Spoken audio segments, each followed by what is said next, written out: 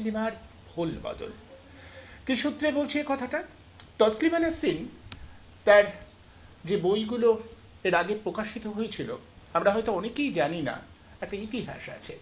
সেই বই প্রকাশ করবার ক্ষেত্রে এ রাজ্যের একটা বড় প্রকাশনী সংস্থা তার সাথে এক ধরনের প্রতারণাই করেছিল বলা যায়, ব্যবসার খাতিরে। তার দ্বিখণ্ডিত সহ বেশ কিছু লেখা সেই সময় প্রকাশ পাওয়ার কথা ছিল এখানকার একটি বড় প্রকাশনী সংস্থা আনন্দ পাবলিশার্স থেকে, কিন্তু শেষ পর্যন্ত আনন্দ পাবলিশার্স সেই সময় তার লেখা ছাপতে অস্বীকার করে। তাদের একটা কারণ ছিল, তাদের ব্যবসার ক্ষতি হতে পারে, বাংলাদেশে তাদের ব্যবসা আছে, এই জন্য সমস্ত কিছু ঠিক হয়ে যাবার পরেও আনন্দ পাবলিশার্স তার বই ছাপেনি। সেই সময় এগিয়ে এসেছিল আমাদের এই রাজ্যের একটি ছোট প্রকাশনের সংস্থা, ছোট মানে পুঁজির অর্থেই তারা ছোট, কিন্তু সাহস করে তারা বইগুলো ছাপিয়েছিলেন। পিবিএস নামক একটি প্রকাশনী থেকে তার বই প্রকাশিত হয়েছিল। এতগুলো বছর পরে তসলিমা যখন এখানে এলেন, তখন আবার তার সমস্ত রচনা আনন্দ পাবলিশার্স থেকে প্রকাশিত হবে বলে শোনা যাচ্ছে। এই পরিপ্রেক্ষিতেই আমাদের মনে হয়েছে যে তসলিমা কি সেই সময় যাদের সাহায্য নিয়ে বই প্রকাশ করেছিলেন, সেই পিবিএসের যারা কর্তা ব্যক্তি, তাদের সাথে কথা বলেছেন, একবারও বলেছেন যে আমি কৃতজ্ঞ সেই সময় আপনারা ছাপিয়েছিলেন? কিংবা আমরা নিয়ম রীতিটাও একটু বোঝবার চেষ্টা করব যে সেই সময় কেউ ছাপাতে রাজি হয়নি। তসলিমা বলেছেন যে আমার জন্য দরজা বন্ধ করে দিয়েছিল কারা, আর কারা খুলে দিল ইতিহাস তা মনে রাখবে। আমরাও মনে রাখতে চাইছি, আমরাও মনে রাখতে চাইছি তসলিমার বই ছাপানোর ক্ষেত্রে সেই সময় কারা দরজা বন্ধ করে দিয়েছিল আর কারা খুলেছিল। আজ তসলিমা যেহেতু শাসক দলের সখ্য পাচ্ছে, শাসক দল তাকে সহযোগিতা করছে, দেশের শাসক দল, ফলে তারাও এগিয়ে এসেছে। সেদিনের কথা তসলিমা কি মনে রেখেছেন? আমি আবার নিজের মুখে বলবো না। সেই সময় তার এই বই ছাপানোর কাজেই যারা ব্যস্ত ছিলেন, যারা অনেক প্রতিকূলতার মধ্যেও সেই বই ছাপিয়েছিলেন, তারা কিভাবে গোটা বিষয়টা দেখছেন একেবারে তাদের মুখ থেকে শুনবো। আসলে এখানে তসলিমার একদম বলছি, এই শব্দটাই ব্যবহার করছি আমি, অকৃতজ্ঞতার একটা পরিচয় পাওয়া যাচ্ছে। সেদিন যারা সামনে দাঁড়িয়েছিল, সামনে থেকে তসলিমাকে সাহায্য করেছিল, আজ তসলিমা তাদের মনে রাখতে পারেননি, তাদের সাথে কোনো যোগাযোগও রাখেননি। আমি গোটা বিষয়টা আজ আপনাদের সামনে তুলে ধরব যে সেদিনকে সেই তার খারাপ সময়ে যারা তার বই প্রকাশ করেছিল অনেক ঝুঁকি নিয়ে, তদানীন্তন শাসক দলের রোষানলে পড়তে পারে, পুলিশ প্রশাসনের আক্রমণ হতে পারে, তাও পুঁজি লাগিয়ে তার বই প্রকাশ করেছিলেন যারা, তাদের প্রতি কি খুব সুবিচার করলেন এই লেখিকা? আমি গোটা বিষয়টার উপরে আলোকপাত করতে চাইব। ঠিক এই মুহূর্তে আমার সঙ্গে আলোচনার জন্য যারা আছেন তাদের সঙ্গে পরিচয় করিয়ে দেব এবং আমি তাদের কাছ থেকে শুনবো যে কি ঘটেছিল সেই সময়। আমার সঙ্গে রয়েছেন রূপম চট্টোপাধ্যায়, দীর্ঘদিনের সাংবাদিক, এবং আমার সঙ্গে রয়েছেন ডাক্তার অরিন্দম বিশ্বাস। আমি রূপম চট্টোপাধ্যায়ের পরিচয় নতুন করে দেবার নেই, আমার অনুষ্ঠান নিয়মিতই আসেন, এবং ডাক্তার অরিন্দম বিশ্বাসেরও পরিচয় নতুন করে দেবার নেই। খুব সোজা সাপটা কথা বলতে এনারা পছন্দ করেন, খুব সোজা কথা সপাটে বলতে পছন্দ করেন। তাতে অনেকের খারাপ লাগতে পারে, কিন্তু কোনো রাগঢাক নেই, অন্তত সত্যি কথাটা বলবার সাহস রাখেন এ দুজন। আমি রূপমদার কাছে প্রথম আসবো। রূপমদা গোটা বিষয়টা জানে। আমি রূপমদাকে জিজ্ঞাসা করছি, রূপমদা, এই যে পিবিএস তসলিমা নাসরিনের বই সেই সময় ছাপিয়েছিল আর এখন আনন্দ পাবলিশার বা আনন্দ প্রকাশনী প্রকাশ করবে, এই যে প্রক্রিয়াটা, তসলিমা কি একবারও, তুমি তো সেই সময় ছিলে, মানে এখনও সেই বই প্রকাশের সময় ছিলে, যারা প্রকাশনার সঙ্গে যুক্ত ছিল তাদের সঙ্গে তোমার খুব ভালো আলাপ, গোটা বিষয়টা কীরকম অবস্থা, মানে তাদের সাথে কি তসলিমা সে যোগাযোগ করেছে?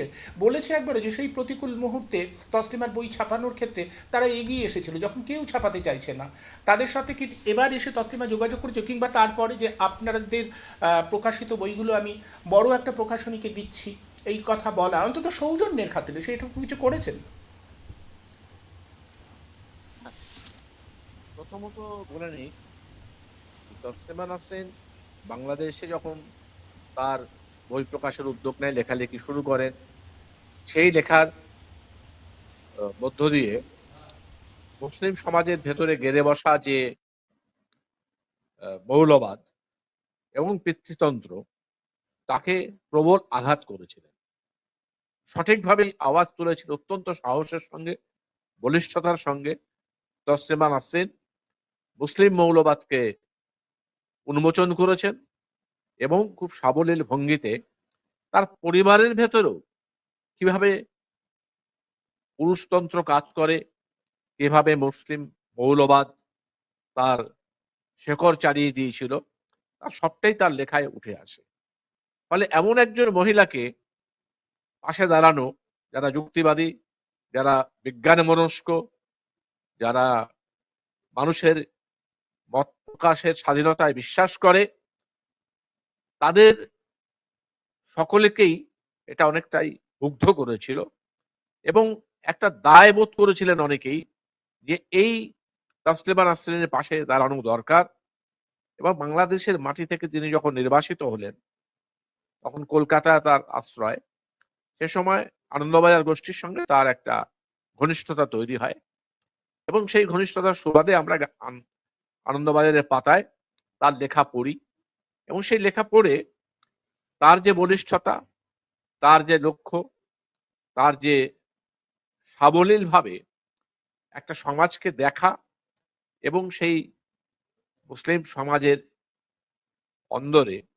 অন্দরমহলে কিভাবে পুরুষতন্ত্র এবং মৌলবাদ কাজ করে, এটা তিনি অসাধারণ দক্ষতায় তুলে ধরেছিলেন।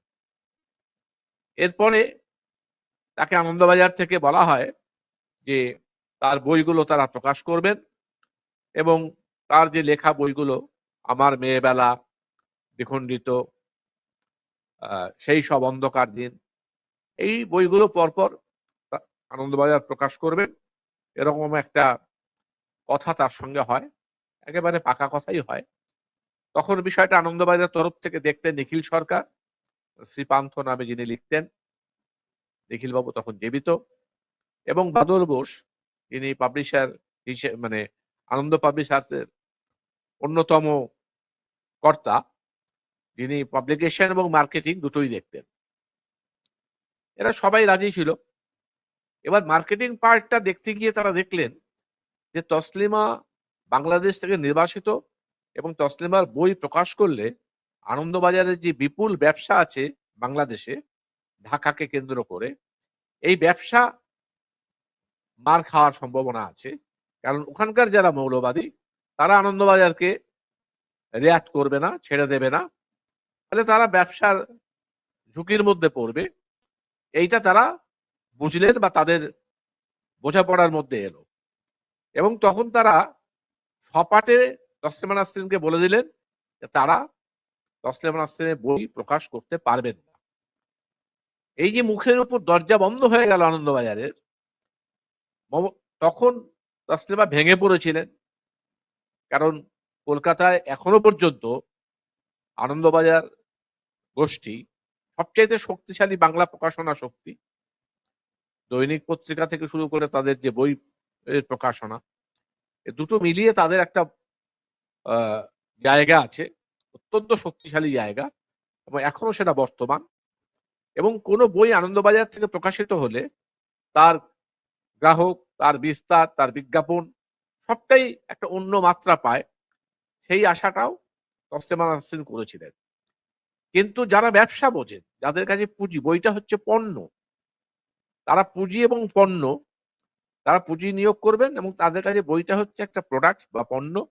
সেই পণ্যের অবাধ বিক্রি এবং তার থেকে অবাধ মুনাফা, এটাই যে কোনো পুঁজিবাদী মনস্তত্ত্ব বা পুঁজিবাদী মানসিকতার প্রতিফলন। সেটাই আনন্দবাজারে ঘটেছিল। তাই তারা নৈতিকতার ধারে কাছে না গিয়ে তারা তসলিমা নাসরিনকে সোজাসুজি জানিয়ে দেন যে এই বই তারা প্রকাশ করবেন না। এই অবস্থায় নিখিল বাবু খুব মান সম্মানে লেগে যায়। একদিকে তসলিমা নাসরিন, একদিকে আনন্দবাজার গোষ্ঠী। উনি খোঁজ করতে শুরু করেন কলকাতার অন্য কোনো বাংলা প্রকাশক আছেন কিনা যারা তসলিমার বই প্রকাশ করবেন। সেদিন কলেজ স্ট্রিট পাড়াতে অনেক বাঘা বাঘা প্রকাশক তারা কিন্তু এই ঝুঁকি নিতে রাজি ছিলেন না। কখনো হয়তো পুলিশ ঝামেলা করতে পারে, কখনো এখানকার যারা মুসলিম মৌলবাদ শক্তি তারা আহ ইতিমধ্যেই উষ্মা প্রকাশ করতে শুরু করেছে তসলিমার বিরুদ্ধে, এই ঝুঁকি তারা নেবেন কিনা, নিতে রাজি হলেন না। সে সময় এগিয়ে এলো পিপলস বুক সোসাইটি এবং বইয়ের যে বইগুলো তারা বের করেছিলেন, বইয়ে দেখবেন শিবানী মুখোপাধ্যায় হচ্ছে তার প্রকাশক। পিপল বুক সোসাইটির তরফ থেকে শিবানী মুখোপাধ্যায় বইটা প্রকাশ করছেন। এবং তারপরে যখন দ্বিখণ্ডিত প্রকাশিত হলো, তখন বুদ্ধবাবু 20 জন বুদ্ধিজীবীকে দিয়ে নিজে পড়লেন এবং আরো 20 জন বুদ্ধিজীবীকে দিয়ে বইটা পড়ালেন। কারণ যেহেতু ওই ইদ্রিস এখন নেই বেঁচে, ইদ্রিস আলী, ও কিছু লোকজন নিয়ে তসলিমার বিরুদ্ধে তখন নানা জায়গায় ঘোট পাকাচ্ছে, মূলত হাওড়া এবং কলকাতা। এবং সাংবাদিকতার সূত্রে ইদ্রিসের সাথে আমার যথেষ্ট ভালো সম্পর্ক ছিল। ইদ্রিস আমাকেও বহুবার ফোন করেছে, আমরা ওই তসলিমার কুশপুতুল পোড়াবো, অমুক করবো তমুক করবো, ওকে আমি বহুবার বলেছি এই চুরি ডাকাতি ধর্ষণ করেনি, বই লিখেছে। তো তুমি তার পাল্টা একটা বই লেখো, তোমার যদি লেখক দরকার আমি তোমার দুটো একটা, আমি এটাও নির্দেশকে বলেছিলাম তোমার লেখক দরকার আমি 2-1টা লেখকও দিয়ে দেবো যারা তসলিমার বিরুদ্ধে লিখবে। ব্যক্তিগত কুৎসা করো না, একজন নারীকে অসম্মান করো না, একজন নারীর মর্যাদাহানি করো না, কিন্তু বিষয়বস্তু নিয়ে পাল্টা কিছু থাকবে লেখো। তোমার সমাজ, তোমার ধর্ম, তার যে সমস্যা এটা তুমিও বোঝো আমিও বুঝি।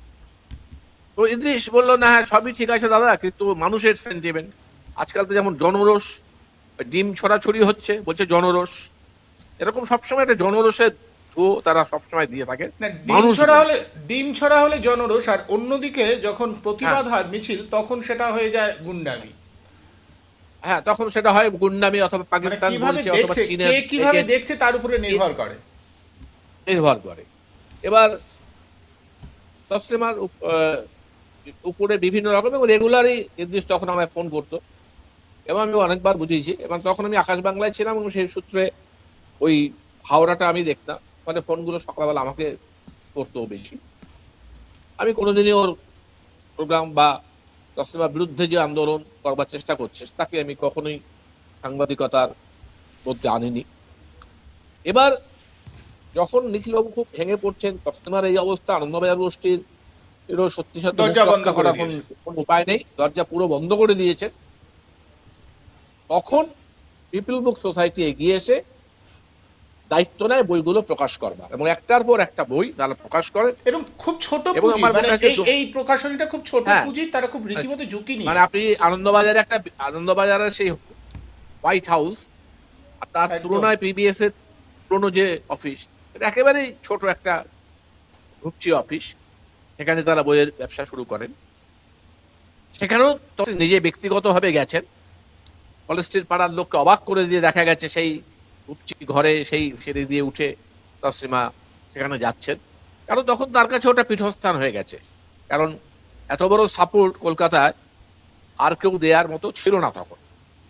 সে সময় আমি একদিন নিজেই উপস্থিত ছিলাম সেখানে, আমি সে গোটা ব্যাপারটা আমার চোখের সামনে ঘটেছে, সেটা আমরা খবরও এনেছিলাম। এবার এরপরে যেটা হলো, তারপরে বুদ্ধবাবু কিছু লোককে দিয়ে বইটা পড়ালেন, তারা একটা অপিনিয়ন দিলেন, বুদ্ধবাবুকে বললেন যে এই বইটা কিছুটা লোককে অসন্তুষ্ট করবে, কিছু সমস্যা তৈরি করবে, এবং মুসলিম সমাজের এক অংশ এটা বিরোধিতা করছে, সেটা অনেক বড় আকার নিতে পারে, ইত্যাদি ইত্যাদি।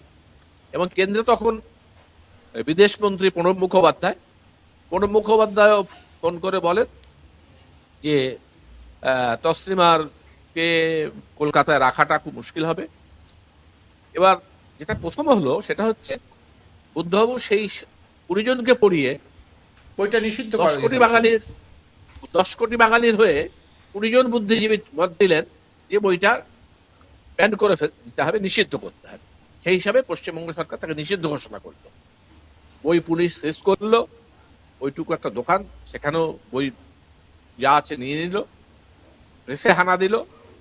এই গোটা ব্যাপারটা যখন চলছে, বইকে নিষিদ্ধ করবার পর পিপল বুক সোসাইটি তসলিমার ওই বইকে নিষিদ্ধ যে বই তাকে চ্যালেঞ্জ করে হাইকোর্টে মামলা করে। হাইকোর্ট গোটা ব্যাপারটা দেখে বোঝে যেটা লেখকের স্বাধীনতার প্রশ্ন, লেখকের যে নিজস্ব মতামত, একটা সমাজ, একটা না, আমি আমি এখানে একটু জিজ্ঞাসা করি, গোষ্ঠী। রূপম দা, আমার এখানে জিজ্ঞাসা যে এই হ্যাঁ, যে এই মামলাটা কারা করেছিল? পিবিএস করেছিল না তসলিমা নাসরিন করেছিলেন? না না, এটা পিবিএস করেছিল, যেহেতু পিবিএস তার বই করেছিল। নিষিদ্ধ তাদের প্রকাশিত আচ্ছা। বই নিষিদ্ধ করেছে, মামলাটা পিবিএস করেছিল। এবং এবং সেই মামলার আজকেও জেরে আমি এই কারণে এই কথাটা এই জিজ্ঞাসা বললাম যে আমি শুনলাম তসলিমা নাসরিন এখানে সাংবাদিকদের বলছিলেন যে হাইকোর্ট এটাকে পরে নিষিদ্ধ করার বিষয়টাকে নাকচ করে দেয়। তিনি কিন্তু তখনও একবারও উল্লেখ করলেন না যে তার প্রকাশনী, তার প্রকাশক যারা, তারাই লড়াইটা করেছেন এবং তারাই এটা বের করে নিয়ে এসেছেন। একবারও কিন্তু আমি সাংবাদিক এটা সম্মেলনে শুনেছি, একবারও একটা বলেননি উনি। একটা মামলার জেরে ওটা হয়েছে, মামলাটা পিবিএস করেছে এবং সেই হাইকোর্টে জজ যে রায় দিলেন সেটা হচ্ছে যে এই বইটাকে নিষিদ্ধ করাটাকে তিনি খারিজ করে দিচ্ছেন, এই বইটাকে নিষিদ্ধ করা যাবে না। এবার বামফ্রন্টের মধ্যে বা সিপিএম এর মধ্যে একদল ছিল এটার বিরুদ্ধে সুপ্রিম কোর্টে যাওয়ার কথাও চিন্তা ভাবনা করেছিল, যাতে সেখান থেকে বইটাকে নিষিদ্ধ করা, মানে নিষিদ্ধ করা যায়। কিন্তু যাই হোক, সেটা আবার একদল তার বিরোধিতা করেছিল। তো যাই হোক, তারা আলটিমেটলি বইটাকে করেনি। ইতিমধ্যে কলকাতায় যেহেতু বিপুল জনপ্রিয় হয়েছিল বইটা, ইতিমধ্যে কলেজ স্ট্রিটে ওই বইয়ের পাইরেসি শুরু হয়, অর্থাৎ নকল বই, বই একই দ্বিখণ্ডিত তারা বিক্রি করতে শুরু করে। পিবিএস এর বই বন্ধ হয়, তার ব্যবসা বন্ধ হয়, তার নকল বই বাজারে বেরিয়ে যায়। একজন প্রকাশক হিসেবে যথেষ্ট ক্ষতির মুখে পড়তে হয়েছিল পিবিএস কে। এবং পিপল বুক সোসাইটি, যারা দীর্ঘদিন একটা দুটো তিনটে নয়, সিরিজ অফ বুকস তারা বের করেছে। এবং এই যারা প্রকাশক, তাদের সম্পর্কেও কিন্তু তসলিমা আনন্দবাজার পত্রিকাতেই একবার লিখেছিলেন যে যারা প্রকাশক তারা কিন্তু ফেলা ফেলার লোকজন নয়, তারা যথেষ্ট মেধাবী, যথেষ্ট প্রতিভাবান, এবং তাদের শিক্ষাগত যোগ্যতা যা ব্যাকগ্রাউন্ড, সেটা ব্যবহার করলে পরে তারা অনেক তসলিমার থেকে অনেক ভালোভাবে তারা থাকতে পারতেন সমাজে, ভালোভাবে একেবারে ল্যাভিশলি বাস করবার জন্য যা লাগে সমস্ত পুঁজি তাদের ছিল, তাদের মগজে ছিল, তাদের কাছে সেই শিক্ষা বিদ্যা সব ছিল। কিন্তু সব ছেড়ে দিয়ে তারা একটা রাজনৈতিক আদর্শের জন্য তারা এমন একটা জীবন বেছে নিয়েছিলেন যে জীবনে বৈভব বলে কিছু নেই, সেই জীবনে সুখ বলে কিছু নেই, সেই অর্থে সেখানে একটা সান্ত্বনা আছে।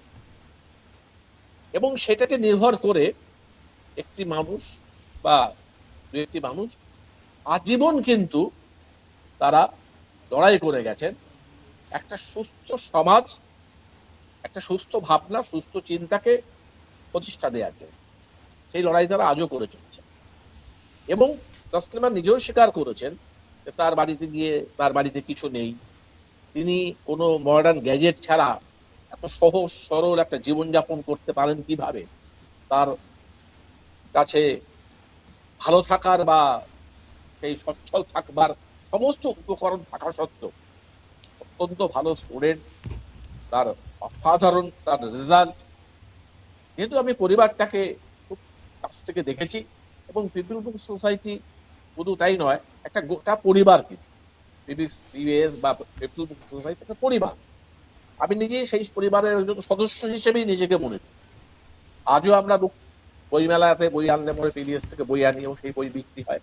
এবং অসাধারণ সমস্ত টাইটেল তারা বার করেছেন, যেগুলোর প্রগতিশীল বই বা বামপন্থী বইয়ের বাজারে অত্যন্ত গুরুত্বপূর্ণ কিছু বই তারা করেছেন এবং সেটা করে চলেছেন।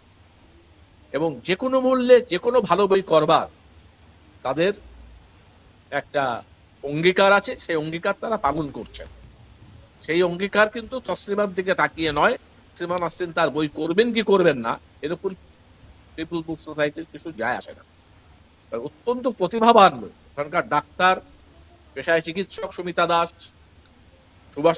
সুভাষিস মুখোপাধ্যায়, এরকম বিভিন্ন মানুষের অত্যন্ত গুরুত্বপূর্ণ গবেষণামূলক বই পিবিএস থেকে দিনের পর দিন বেরিয়ে চলেছে। এবার যেটা হলো, হ্যাঁ, উনি কলকাতায় একদম। ফিরতে পারছেন, কলকাতা থেকে বিতাড়িত হলেন। এই ইদ্রিস আলী তার লোকজন নিয়ে তাকে ইয়ে করলেন, চেস করলেন, ওখানে আন্দোলন শুরু করলেন ওই পাঁচ তারকা একদম আমি জানি সেই 2007 নভেম্বর মাস। হ্যাঁ, নভেম্বরে তিনি বিতাড়িত হলেন এখান থেকে, প্রায় তাকে ধাওয়া করে প্লেনে তুলে কেরলে পাঠিয়ে দেওয়া হলো। কেরলে ছিলেন, সেখান থেকে বাইরে চলে যান, কিছু সামান্য দিল্লিতে ছিলেন ইত্যাদি। এবার এটার পেছনে পিবিএস কিছু করার ছিল না, কিন্তু বাইরে থাকা কালীনও পিবিএস এর সাথে তার কিন্তু যোগাযোগ ছিল, টেলিফোন ছিল, চিঠি চাপাটি ছিল, যোগাযোগটা ছিল। এবং একটার পর একটা বই বেরিয়েছে, এবং আর একখানা বই তার জীবনী, যে এটা তো প্রায় তার আত্মজীবনীমূলক, এই আত্মজীবনীমূলক শেষ আর একটা বই, সেটাও পিবিএস কে দেবে বলে তিনি অঙ্গীকার করেছিলেন তসলিমা নাসরিন, এবং বলেও ছিলেন, সেইভাবে কথাবার্তা হয়েছিল। কিন্তু হঠাৎই তিনি কলকাতায় ফিরছেন, এবং যারা তাকে কলকাতায় ফিরিয়ে আনছেন সেই সংগঠনটির নাম হচ্ছে সেকুলার ফাউন্ডেশন বা সেকুলার ট্রাস্ট। তার মধ্যমণি বলে একজনের নামই সামনে আসছে, তার নাম ওসমান গনি বলে একজন, ওসমান গনি মল্লিক বলে একজন, তার নামই সামনে আসছে। তিনি হাইকোর্টের আইনজীবী, এবং প্রসঙ্গত বলে রাখি, রাজ্য সরকার যেটা করেছে, বর্তমান রাজ্য সরকার যে মুসলিম দেওয়ানি আইন, সিভিল ইউনিফাইড সিভিল কোড, এই ইউনিফাইড সিভিল কোড এই করবার যে মানে প্রসেস বা প্রক্রিয়া চালু হয়েছে, এই প্রক্রিয়াতে কিন্তু একটা কমিটি করা হয়েছে। সেই কমিটির একমাত্র মুসলিম রিপ্রেজেন্টেটিভ তিনি, অর্থাৎ এই ওসমান গনি মল্লিক, যিনি এই তসলিমাকে আনবার ব্যাপারে উদ্যোগ নিয়েছেন, তিনি বিজেপির একেবারে পকেটের লোক। যে কারণে ইউনিফাইড কোড নিয়ে যে কমিটি হয়েছে তাতেও একমাত্র তিনি আছেন আইনজীবী হিসেবে, তিনি উদ্যোগটা নিয়েছেন। ওরা একটা মুসলিম মুখকে সামনে রেখে ওনাকে নিয়ে এসছেন, কিন্তু গোটাটাই একটা পরিকল্পিত উদ্যোগ। সেই পরিকল্পিত উদ্যোগটা তসলিমা নাসরিন বুঝে নেবে, জানেননি এরকম নয়। এবং শেষ করব যেটা দিয়ে আমি, তারা তসলিমা নাসরিন এখন ওই তার জীবনীমূলক যে বিভিন্ন বইগুলো, আমার মেয়েবেলা থেকে দ্বিখণ্ডিত ইত্যাদি, সেগুলো তার সমগ্র বের করবে আনন্দবাজার। এটা কাগজে আনন্দবাজারে এই খবরটা বেরিয়েছে। আমি ব্যক্তিগতভাবে অত্যন্ত আশ্চর্য হয়ে গেছি যে যারা প্রকাশক পিপল বুক সোসাইটি, তাদের কাছে কোনো রকম খবর নেই, তারা জানেন না। একটা নৈতিকতার দিক থেকে তাদেরকে জানানোর একটা কর্তব্য, সেটা কোনদিন করেননি। যারা বিপদের দিনে সেই ঝড় সময় সবচাইতে ঝুঁকি নিয়ে তার বই প্রকাশ করেছিল, তাদেরকে সম্পূর্ণ অন্ধকারে রেখে তিনি এটা করলেন। হয়তো আইনের দিক থেকে আইনের গতভাবে উনি হয়তো বেঁচে যেতে পারেন। তাহলে বই খুলে দেখলাম আমি, ওখানে শিক্ষামণি মুখোপাধ্যায় প্রকাশিকা, কিন্তু কপিরাইটটা তসলিম। কিন্তু আইনের উপরে একটা নৈতিকতা বিষয় আছে, একটা নৈতিকতা, যে তাকে জানানো, তার কাছ থেকে অনুমতি নেওয়া, তার জ্ঞাতসারে ব্যাপারটা করা। তার ধার কাছে তিনি গেলেন না, অথচ তিনি কিন্তু নির্বাসিত, তিনি দেশকে ভালোবাসেন, দেশে ফিরতে চান। সেখানেও তারা আইনগত সমস্যা দেখাবে। এখানেও যেমন তাকে বিতরণের সময় তারা আইনগত বা আইন শৃঙ্খলার ব্যাপার বলেছিল, ল অ্যান্ড অর্ডার, সেখানেও ল অ্যান্ড অর্ডারের কথাটাই বলা আছে। তাহলে ওখানেও বাংলাদেশও ল অ্যান্ড অর্ডার, তাহলে এখানে তিনি যে ল অ্যান্ড অর্ডারকে ফলো করছেন, সেটা কি? আমার পিবিএস কে আমি ভুলে গেছি। আমার নতুন বন্ধু বা নতুন জায়গা হচ্ছে আনন্দবাজার, যারা একসময় মুখের উপর দরজা বন্ধ করে দিয়েছিল, মুখ ফিরিয়ে নিয়েছিল, প্রতিশ্রুতি ভঙ্গ করেছিল, তাদের কাছেই তিনি আবার নতজানু হয়ে ফিরে যাচ্ছেন, শুধুমাত্র ব্যবসায়িক লোভের জন্য। এই পর্যন্ত বলে আমি থামবো। ডাক্তারবাবু এখানে আছেন, অরিন্দম বাবুর কাছে আমি আসবো। অরিন্দম বাবু, আপনি শুনলেন গোটাটা, মানে আমি বলছি যে ভাবুন, এইটা হচ্ছে অবস্থা। তসলিমা নাসরিন খুব আবেগঘন কণ্ঠে রবীন্দ্র সদনে দাঁড়িয়ে বলছেন, ইতিহাস মনে রাখবে কারা দরজা খুলেছিল আর কারা বন্ধ করেছিল। অথচ সেই সময় তার বই প্রকাশের জন্য যারা দরজা খুলে দিয়েছিল, তাদের তিনি মনে রাখলেন না। না, একটা কথা পরিষ্কার হচ্ছে, যেটা রূপমদা বলছিলেন, মানে গল্পের মতো বললেন, সুন্দর লাগলো কথাগুলো শুনে, তো রূপমদা যেটা বলছিলেন পরিষ্কার কথা, তসলিমা নাসরিন চরিত্রটাকে যদি তো আপনি দেখেন, ওটা খুব সহজে উনি কিন্তু এখন একটা পুতুল হয়ে গেছে, puppet at the hands of, in the hands of BJP government, একটা পলিটিক্যাল টুলও হয়ে গেছে। বিজেপি গভর্নমেন্ট এখানে একটা মুসলমান বিরোধী ভোটে মানে মুসলমান বিরোধিতা করে এসেছে, সেইটা তাসলিমা নাসরিন কিন্তু ওদের কাছে একটা সহজ খেলনা। এই খেলনাটাকে যদি ব্যবহার করা যায়, হিন্দুদের মধ্যে একটা প্রভাব পড়বে যে হ্যাঁ, কারণ বিজেপির অবস্থা এমনিতেই সেন্ট্রালে খারাপ, মানে ফাউন্ডেশনটা আরশোলারা মোটামুটি এদিক ওদিক করে দিয়েছে। এইবার তাসলিমা একটা ফ্যাক্টর যে পশ্চিমবঙ্গে বিজেপির যে এই যে অ্যান্টি মুসলিম যে টাইরেড, সেটাকে জিগিয়ে রাখা। তো তাসলিমা নাসরিন একটা ফিগার, কিন্তু একের পর এক দেখলেন। আমার বক্তব্য হচ্ছে, আমি একটা জিনিস রূপমদা দারুণ বললেন, মানে মানে মানে এই একদম এই সাক্ষী সেই জায়গায় সময়, একদম রূপমদা সাক্ষী, রূপমদা একেবারে সুন্দর করে বলে গেলেন, একদম গল্পের মতন করে সবার শোনা উচিত এটা কি ঘটেছিল। আমার বক্তব্য হচ্ছে, আনন্দবাজার গোষ্ঠীর এখন কিছু করার নেই, তাদের কাছে স্থাবকতা ছাড়া করার কিছু নেই। তারা যদি বিজেপি গভর্নমেন্ট একবার বলে দেয় তোমাকে করতে হবে, they have to do it, কারণ তাদের কাছে রেভিনিউ আসবে, তাদের কাছে আবার কম্পালশনও আছে। এই জায়গায় থেকে তাদের ব্যবসাটাও হবে, আর পুরো প্রোটেকশনটা আছে। ওই সময় বুদ্ধদেব বাবু সেই প্রোটেকশনটা দিতে পারেননি, তার একটা কারণ আছে। কিন্তু তখন রূপমদা যথেষ্ট মনে আছে, যে সময় ইদ্রিস আলোক নামক জিপটা আর সিদ্দিকুল্লাহ নামক জিপটা এইসব ঝামেলাগুলো করছে, ওই সময় কিন্তু নন্দীগ্রামও শুরু হয়েছে, সিঙ্গুরও একদম। শুরু হয়েছে। ওই ঝামেলাটার জন্য বুদ্ধদেব বাবু এই রিস্কটা, ঝুঁকিটা নেননি। আর ঘটনাচক্রে হচ্ছে 20 জন বুদ্ধিজীবী বুদ্ধদেব বাবু বলে দিয়েছিলেন না, ওনারা ওনার বক্তব্য ব্যক্ত করতে পেরেছিলেন, স্বাধীন বক্তব্য, সেইটা নিয়ে খুব প্রশ্ন আছে। তো যাই হোক, হাইকোর্ট একটা ডিসিশনটাকে রিভার্স করে দেয়। আমার বক্তব্য হচ্ছে, তাসলিমা নাসরিন এইখানে যদি আপনি দেখেন, নিজে ডাকছেন, আপনি চিন্তা করুন, জয় গোস্বামী তো একদম। ট্রেসপাসার নয়, এমনি চলে গেছেন। নিজে ডাকছেন, ওখানে একদল অসভ্য লোক। এটা কিন্তু বাঙালির সংস্কৃতি কোনোদিন ছিল না, যে বাঙালির সংস্কৃতির মধ্যে কিন্তু একজন আরেকজন কবিকে বা যাই হোক একজন সাহিত্যিককে সম্মান দেওয়া। কারা সেদিন হল ভর্তি করেছিলেন?